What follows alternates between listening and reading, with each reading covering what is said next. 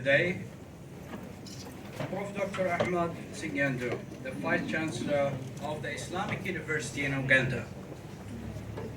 Before, I would like to give some introduction to our honorable guests.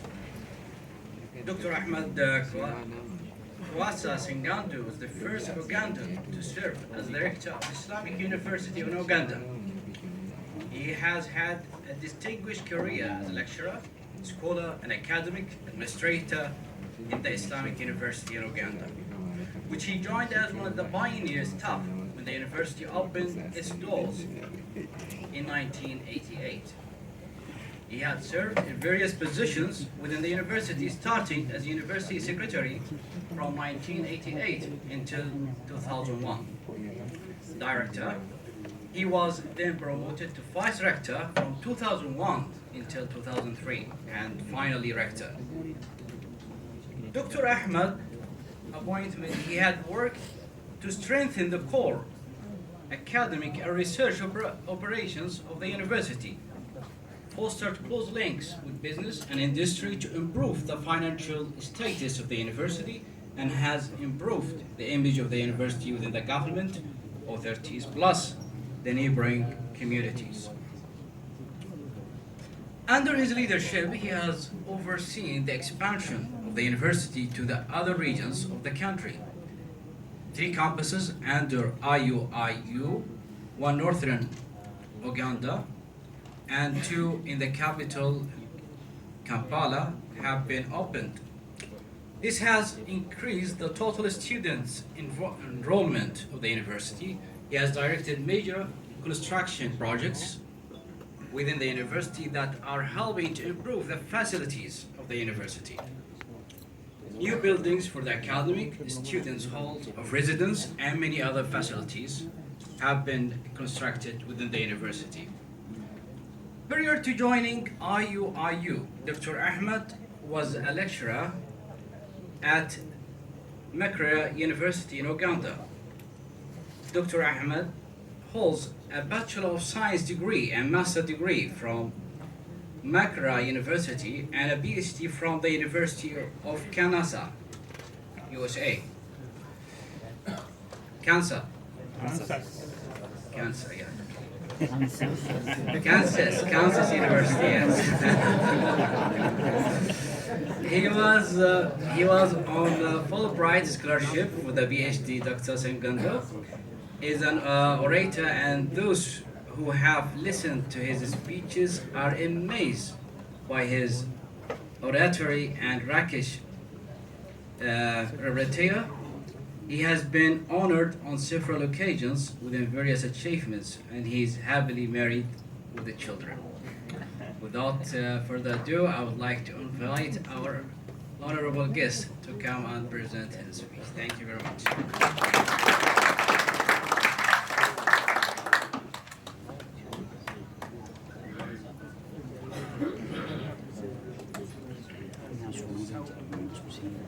Bismillahirrahmanirrahim. Wassalatu wassalamu ala Rasulillah. Distinguished brothers and sisters, Assalamu alaikum wa rahmatullahi wa barakatuh. I think I am the only graduate of the Cancer University.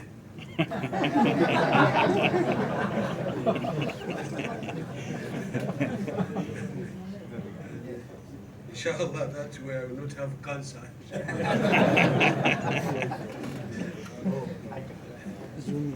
Well, I'm honored to be here and to have the opportunity to share my limited knowledge with the brothers and sisters here. Therefore, I wish to thank the organizers for inviting me to be here. And this is my first time to participate in this August body.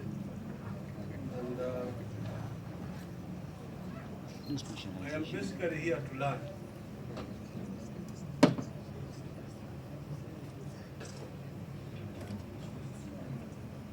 So I was requested to talk about building synergy among institutions, scholars, scientists, and entrepreneurs. And much of what I would have said has already been said in the 3 groups and the meetings yesterday. So I'll take the liberty to share some other experiences and hopefully still link them to the topic. As we all know, we live at a time of great challenges and opportunities, and the path of human history tells a story of great accomplishments that have significantly and fundamentally altered the course of human civilization. But also our story as Homo sapiens, or human beings, is also full of several unprecedented tragedies, failings, and troughs that have limited our survival in many ways. We all live on one planet. These are the givens that we all must know. Until life has been found possible on another planet, we have this earth to live on, all of us, 7 billion plus. Whether we like it or not, we are all here and here to stay. Secondly, diversity is the rule of Allah. There are no 2 human beings with the same DNA or fingerprints. All the zebras you see in the safaris of Africa have different color patterns. Even identical twins are not identical. So that's the rule, diversity. We are all different, and that is the way it will be. So there will always be other people in your life who are not like you. So the choice you have is to like them and move on with your life, or hate them and condemn yourself to misery. Thirdly, there is enough resources for all of us. For every soul that Allah has created, Allah has also provided the rizq.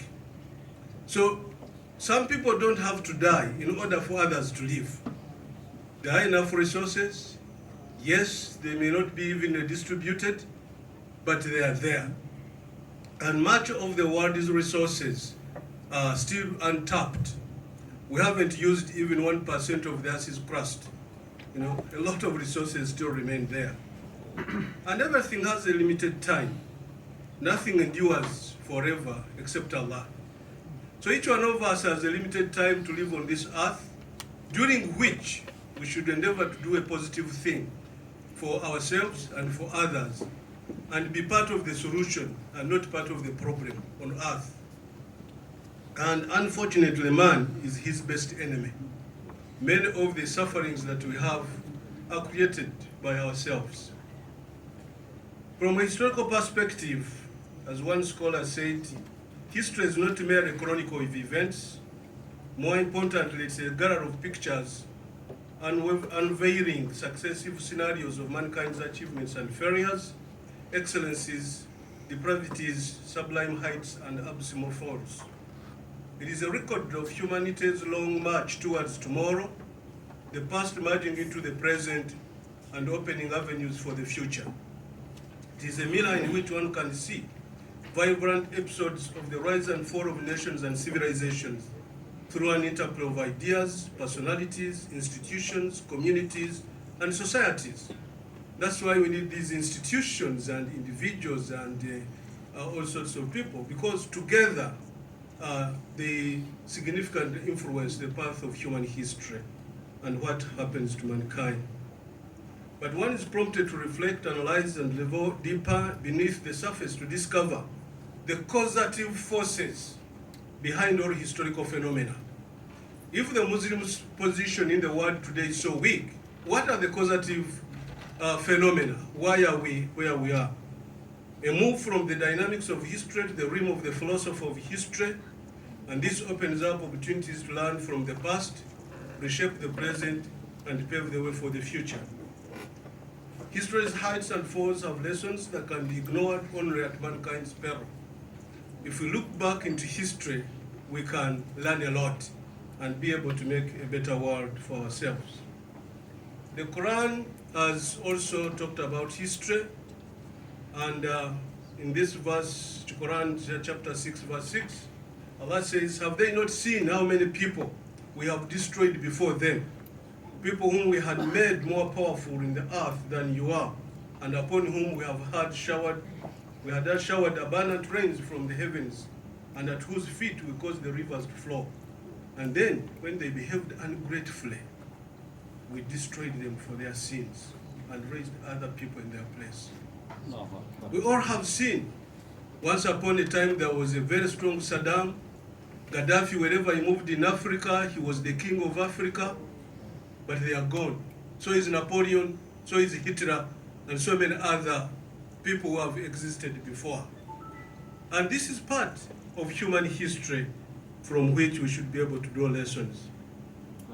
The current world stage is characterized by a lot of conflicts and wars, but what are the causes? We also have great affluence and at the same time abject poverty. We have moral decadence, great medical breakthroughs versus poor health, knowledge explosion and implosions versus alarming levels of savagery, foolishness and animal behavior cropping up back into human race, lots of material good but little happiness. This is the world in which we live. And what are the causes of the current Muslim and world social ills? Muslim decline was never because of Islam, but due to departure from it. Whenever we stuck to Islam, we succeeded. And whenever we departed from Islam, we have always failed. The Quran has emphasized both moral as well as material factors responsible for the rise and fall or decline of nations. All of us as students in our university should be able to understand these factors, should be part of our endeavors. Maybe if not in the curriculum, at least in the co-curricular activities that we organize. And the responsibility of the Ummah has been clearly stated in the Quran. We have made you a midmost just community. That's what we are supposed to be as Muslims. All believers be establishers of justice, witnesses for God. That is our responsibility as an Ummah. And of course we know some of the causes is that we have a lot of injustice in the Muslim communities, in the Muslim world. And this leads to a lot of suffering. No basic human rights, democracy, feelings. You have a lot of despair among the youth. You see these Palestinian boys being bombed day in and day out by the Israelis, and the whole Muslim world seems impotent, not capable of doing anything, not giving hope to the youth. And when the youth finally take issues in their hands, you should understand they have no hope. And the only way we can rebuild the Muslim community, we have to be able to give our youth and the Muslim community hope that there can be a better tomorrow. But in a situation where life and death look the same, it doesn't matter which choice you take. The end result is the same. There's a lot of social disparities, misuse of huge public resources, poverty amidst great wealth, and the world of haves and have-nots. The two haves and have-nots live in completely different worlds but on the same planet. And these disparities can only complicate issues for us as a Muslim community. The unthinkable disparities, according to Oxfam, the 85 richest people in the world have a combined net worth of half of the world's wealth. Just 85 people have about 50% of the world's wealth, And this capture of opportunities by the rich at the expense of the poor and middle classes has helped create a situation where 7 out of every 10 people in the world live in countries where inequality has increased since the 1980s. And 1% of the world's families now own 46% of its wealth, a staggering $110 trillion owned by 1% of the population of the world. I don't know whether you are one of those. And you can see the disparities. On the left, you see a house of one of the richest people in the world. On the left, you see where some people are living. The disparities are clearly obvious. There is another house, one of the richest people living in that luxurious house. The car alone, his swimming pool could run my university for 10 years.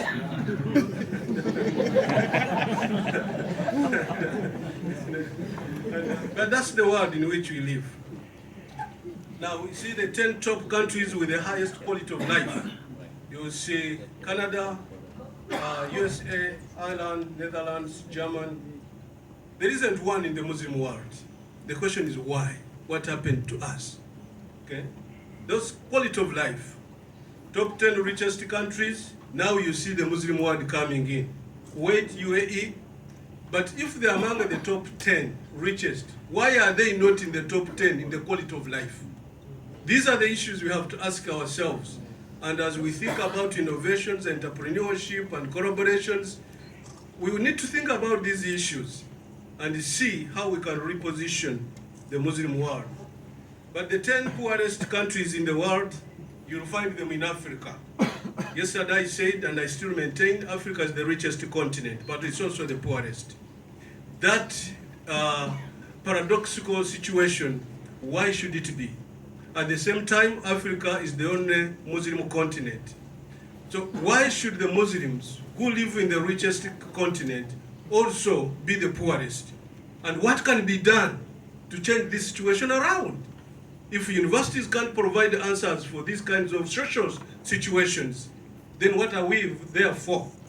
The traditional roles of a university are three: to teach already existing knowledge, research and generate knowledge, and serve the social good. So this aspect of serving the social good is where we have to ask these hard questions and try to find the answers. The top 10 most powerful countries, again, the Muslims have disappeared, and Africa certainly is not there. Okay? That's where they are. The top 10 powerful countries. Now, the top 10 countries in external debt. The list is almost similar to the top 10 powerful countries. So what is the relationship between being powerful and being a borrower, a debtor? Is there a correlation? And from whom are they borrowing? Mostly from the Muslim world. And the Muslim world donate the funds to make the quality of people of other people better when they remain in abject poverty. And many of their brothers go without food for days on end. So why do we need collaborations? A few reasons. Number one, because knowledge does not reside in a single individual, institution, or place. So if you want to have collaborations, it is good for you. There isn't a single human being or place where you will go and find all the knowledge you need. But through collaborations, you can create synergies, and you can also have cross-fertilization of ideas and be able to move forward. And as one scholar said, if you walk alone, you can go very fast. But if you take others with you, you can go very far. And I think our objective would be to go very far.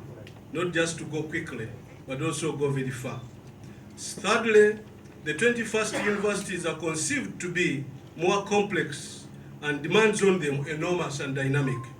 As whenever I think about 21st university, it is supposed to be very complex. As this one scholar described it as the University of Calculations, looked at 21st universities as University of Calculations. And what did he say? That this will be huge, expensive, highly functional as an economic investment in terms of training and ongoing innovation in science and technology. It will not be committed to learning per se, not to character development. Okay? More of investment, making profits. How much can you bring into the university? How much research funds? How much this much can you bring in? Rather than what values can you give to the children? This institution will house a convenient assembly of talents, more like a marketplace of research and training than an intellectual community.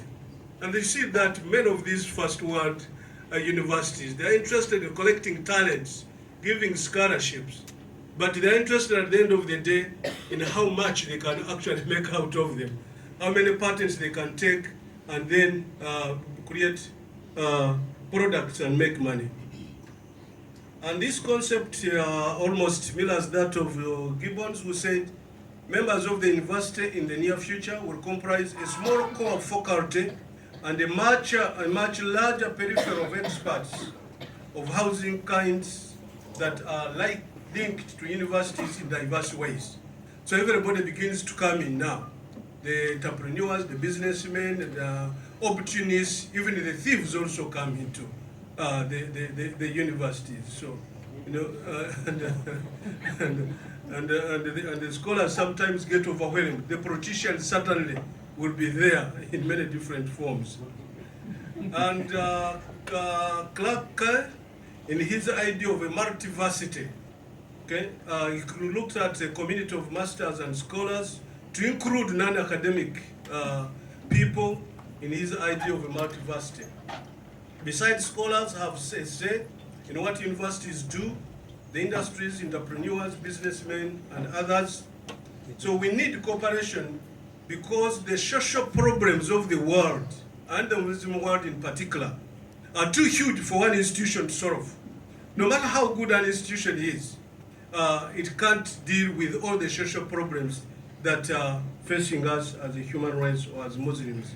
So we have mega problems of the 21st century.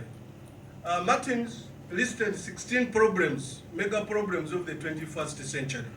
And these could constitute areas of collaboration, areas of research, and things that we need to look at. Global warming, we all know that. Excessive population growth. Okay?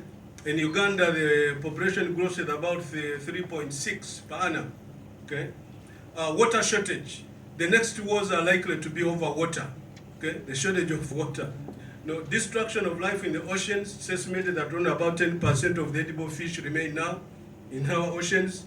Massive famine in ill-organized countries. The spread of deserts, pandemics, AIDS, Ebola. We have just seen Ebola in West Africa.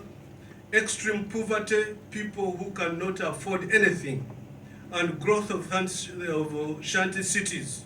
It's estimated that in the developing world, about 33% of the people are living in slums. This is a staggering 863 million people who live in slums with practically nothing. Unstoppable global migrations. You have all seen the media, people risking and drowning in the Mediterranean Sea. Why? Because no matter what you want, no matter what Europe does, they are not going to stop the immigrations from Africa. Until the social circumstances that force people to move today are addressed, it doesn't matter how many laws and how many ships, naval ships you put on the sea, people will still risk. And this is likely to continue for the foreseeable future. Then you have non-state actors with extreme weapons. Armies that are not government armies, but so powerful, and in many cases more powerful than the government armies. Okay? As we said yesterday, Israel fought Egypt, Syria, and Jordan and defeated them in 6 days in 1967. All right?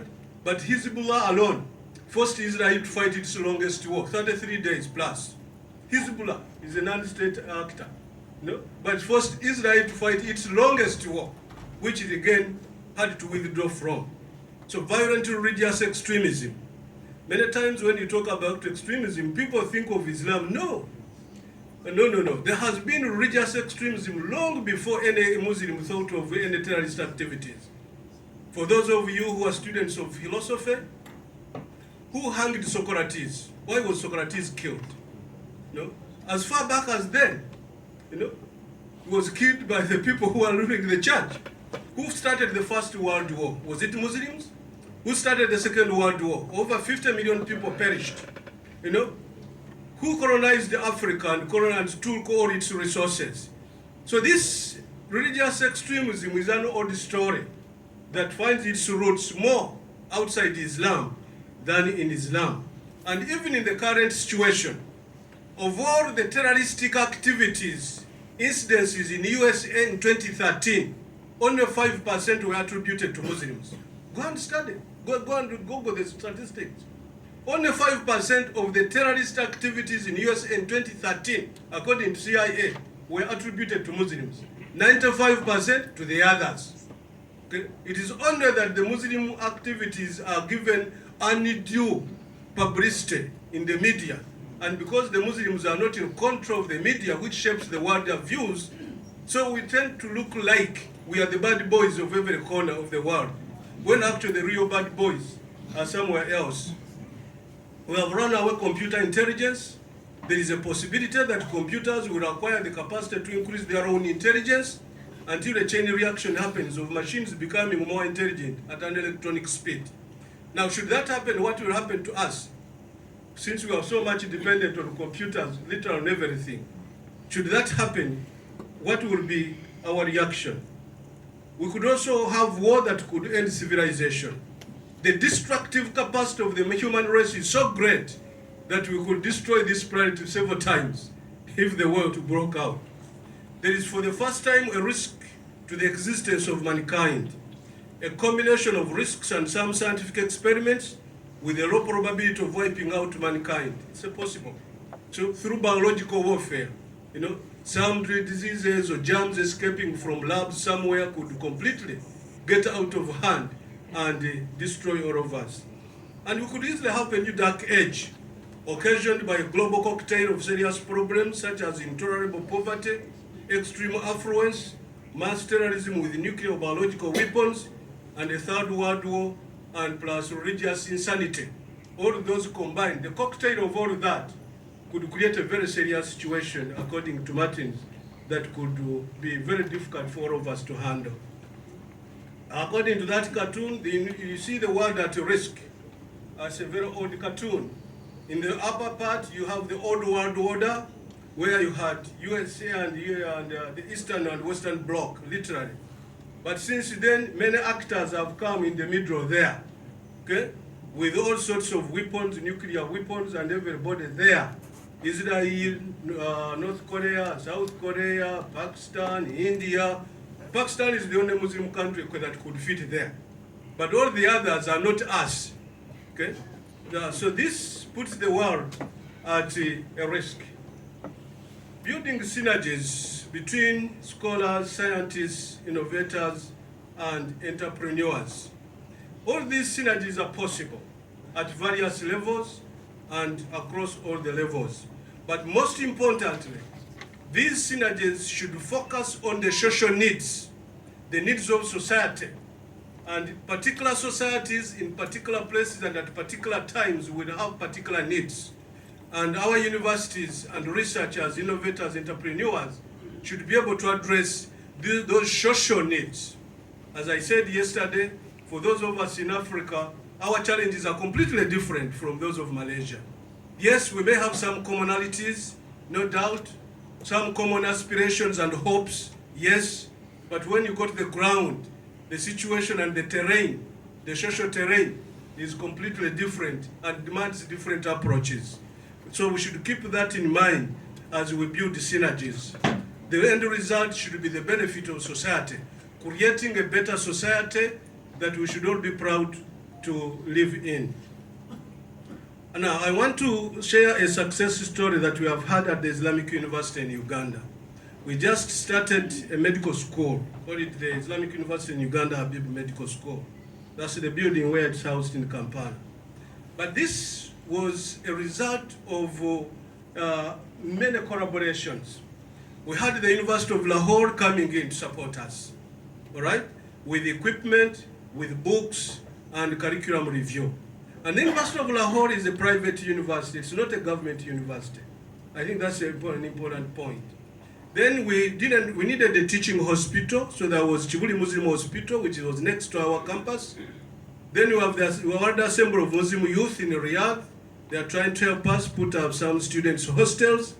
We have the Habib family of Jeddah that donated funds to be able to expand the teaching hospital to add an additional 160 beds and a surgical wing to the hospital so that by the time our students get there, they can be able to do training in surgery. King Abdulaziz University in Jeddah looked at our curriculum. Doctors worldwide of Turkey helped us with equipment and books, and they're also seconding to us academic staff, and they're also helping us to run medical surgical caravans. The government of Nigeria is seconding about 13 academic staff through the TAC volunteer program, and there are other possibilities. So through this collaboration, we have been able to start a medical school, which we wouldn't have been able to start without the support of all these players, especially the University of Lahore. So it's possible, it can happen, and can change the institution from one stage to another in a better way. And that's when we launched the medical school. It was launched by the Assistant Secretary General of OIC, and that's the Assistant Secretary General. The Pakistan man you see there is Haji Rauf. That's the proprietor of University of Lahore, an individual, and got out of his way to come and support us. Okay? And behind him is his son, and the one in the Arab robe is the Professor Hamid Habib from the Habib family. He's also Dean of School of Medicine in King Abdulaziz University. So it's possible. And here we are signing with the doctors worldwide a memorandum of understanding through which we have been able to do lots of activities. Those are the labs, some of the equipment donated to us by University of Lahore.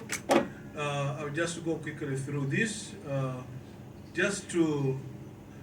Here we had the official opening, 10th February this year. That's when we opened. So our first group of 50 students there. In August, we are taking in another group of 120 students, inshallah, August this year. Okay. So that's the official opening photo. And we are looking at further collaborations within the same group. It is not ended, it's not a one-off. You nurture the relationship, and still you are able to go and move on your own. Medical surgical caravan with doctors worldwide. In February, they came to Uganda and operated 125 people with hernia. These are poor people who could never have afforded a surgery, But through this collaboration, we are able to do that for our community. Again, society. You have always got to think back of how you can benefit the society, especially the less able people. And through these people, I'll just go to the next slide. We are trying to get this bus from France and turn it into a mobile hospital, because the people who need the medical treatment are not in the cities. They're in the rural areas. So we need to find a mechanism of reaching them. So this bus is in France, and one of the doctors in New York is buying it for us. The people in France are buying the equipment for us, and King Abdulaziz University will transport it for us. And doctors worldwide will come and use it to treat Ugandans. So that is a synergy, a relationship, a collaboration that is real and that can work. So you have to think of how to reach these poor people who cannot even afford the money, even if to come to the town to get surgery, even if the surgery was free in the town. They can't even afford the transport. So you go to them and you find a mechanism of reaching out to them. So again, through this relationship, the University of Lahore is building a medical diagnostic center at one of the government referral hospitals, which we shall also use. So now we have gone from relationship between university to university, now university to government. Okay? And then they are also putting up Equator International University of Science and Technology. And when they came to Uganda and said, we want to put up a university, one Muslim donated 70 acres of land to them free. So now you can see how one relationship begins to build into another one. Then they have another medical school they are planning. They have brought in another Pakistan entrepreneur who is bringing in funds to set up another teaching medical hospital in the second biggest city of Uganda. And then another company has come in to do a 360-degree agricultural solutions, providing tractors, seeds, technical support, and everything, so that we can increase productivity in Uganda.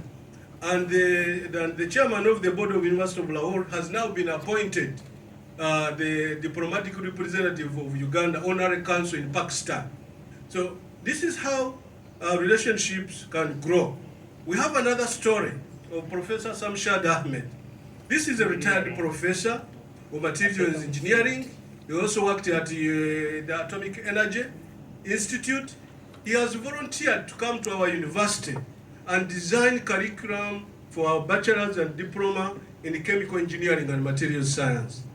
And he's also working on the list of equipment. He's also trying to help us set up a factory to be able to do cables. Most of the cables, electric cables we use in our wiring houses, is imported. And he's saying, look, we can set up a factory quite cheaply. You get the materials and you also make money, but also use it as a teaching facility for students. Okay? So, and he's attracting other entrepreneurs for us. And he meets all his travel costs, no charges to us. This is how an individual person can actually make a contribution, use his knowledge to help others. And we think that should be a lesson for all of us. What have we learned through this? One, that enduring relationships are built quickly through people-to-people contacts. When people meet and talk and visit each other, then they see areas of cooperation. And for me, such a meetings are more important for that than the lectures, the talk shops that we have sometimes. So when you go, try to meet other people. So we need to get our scholars, scientists, and students to move around, explore possibilities of cooperation. And also institution-to-institution collaborations are possible if there is the will. And that's the key word. If there is the will between the two parties, lots of things can be done in the Muslim world. And success attracts collaborations and support. Nobody wants to associate with a failure. Everybody wants to associate with a success story. So create success stories, let others associate with you, and you'll be able to build synergies. But at the same time, we must always remember to remain human beings. No? In the world of technology, you can easily get lost. As one scholar said, the future computers will theoretically be able to do everything that man is doing, except two things: to go to the mosque or church and to write poetry. Okay? But there is also a danger that man is becoming more dependent on computers to think, live, and learn. And as one scholar said, the real danger is not that computers will begin to think like man, but that men will begin to think like computers. And that would be a real danger. When you transform yourself from a human being into a machine thinking like a computer. And the engineers have what they call the law of unintended consequences. And what does it say? That a complex project will always have consequences that are unintended. And indeed, science and technology is a complex project and could have very serious consequences. We already see it in the Muslim world. Children observing pornography in the bedrooms, in the internet, and everything. These are unintended consequences. And the question is, how can the Muslim world deal with this? So we must not ask where science and technology are taking us, but rather how we can manage science and technology so that they can take us where we want to go. That presupposes that we actually know where we want to go. And many times we don't. So what's the way forward?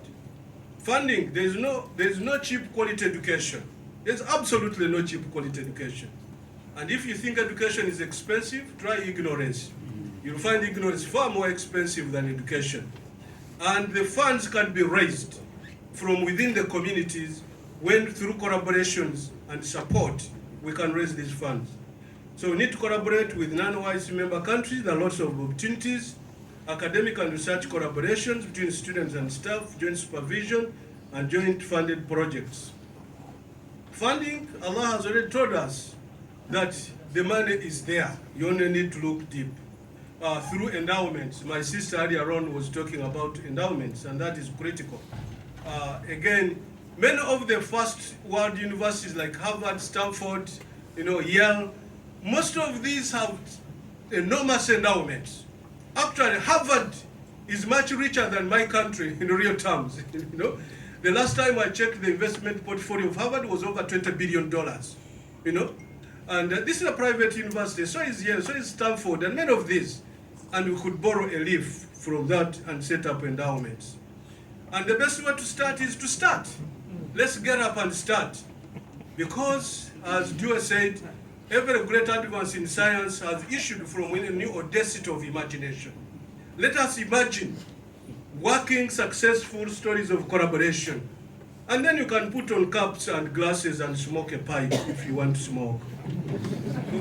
Concluding remarks, ladies and gentlemen, at every one time in human history there is an imperative. The 21st century imperative is education. And as the World Bank notes, the welfare of a nation cannot be greater than the education of its people. You want to see how well of a nation is? Look at the education levels, the quality of its education. And that's what will give you the quality of life. And poor countries are not only poor in wealth, but they're also poor in knowledge. And as Draka said, the best way to prepare for the future is to create it yourself. If the Muslim world is going to have a better future, If we are tired and fed up with the current sick situation of the Muslim world, it is upon us to create a better future. Nobody else is going to create it for us. And Allah does not change the condition of a people until they change themselves. It's up to us to change ourselves. 60 years ago, I knew everything. Now I know nothing. Education is a progressive discovery of our own ignorance. And that's what we should keep in mind. Every time we discover our own ignorance, then we are better off to start moving to the next stage. And the failures of the 21st century are those who cannot learn, unlearn, and relearn. Lifelong learning is the given of the 21st century. You may not be able to change your destination overnight, but you can change the direction of your life overnight. We can begin to think about changing the direction of where the Muslim world is moving. The worst day of a man's life is when he sits down and begins thinking about how he can get something for nothing. There's no free lunch anywhere. We have got to invest ourselves into that in order to be able to move ourselves forward. Yesterday is history, tomorrow is a mystery, and today is a gift. That's why we call it the present.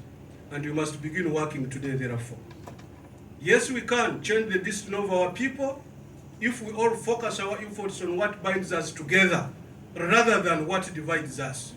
Many times we spend a lot of time talking about our differences and not about our similarities, about our common needs, our common history, our common destiny, and our common aspirations. If we emphasize those, we should be able to move there. Our collective intelligence, if harnessed properly, can enable us to achieve our common goals and owe it to ourselves and to posterity to move in that direction. May Allah bless us. Thank you very much.